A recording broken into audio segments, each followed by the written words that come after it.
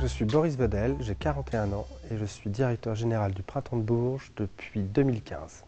Mon lien avec l'Europe, il est simple, il est celui d'un citoyen, tout d'abord. Et ensuite, il est peut-être aussi à un niveau culturel, où je pense qu'il y a beaucoup de choses à faire, il y a beaucoup de choses qui se font déjà.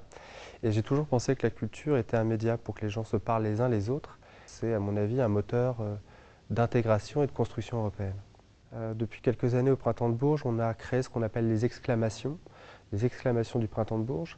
En fait, l'idée, c'est de faire dialoguer, ou en tout cas plutôt de mettre en perspective et en lumière le dialogue qui opère entre une société et le monde culturel. Donc l'idée, c'est d'avoir tous ces artistes réunis autour de nous, mais surtout d'accueillir tous ces publics et de leur proposer de discuter chaque année sur une thématique. L'année dernière, c'était une thématique femmes, femmes au pluriel, et toujours exclamée.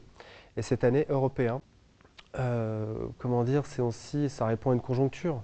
On sera 15 jours après ce fameux Brexit, s'il arrive, et un mois avant les élections européennes. Donc c'est absolument pas une décision politique, c'est vraiment une décision émotionnelle.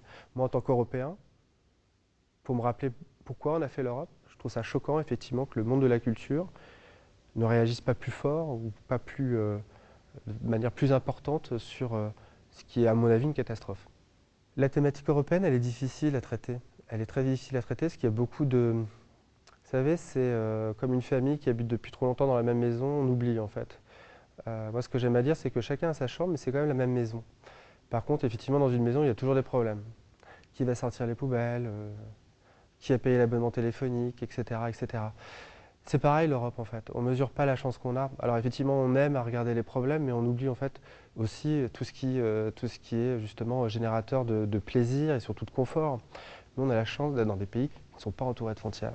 Il faudrait être stupide pour penser que les frontières arrangeront les choses, et surtout il faudrait avoir l'esprit bien triste pour penser qu'on sera plus heureux avec des frontières.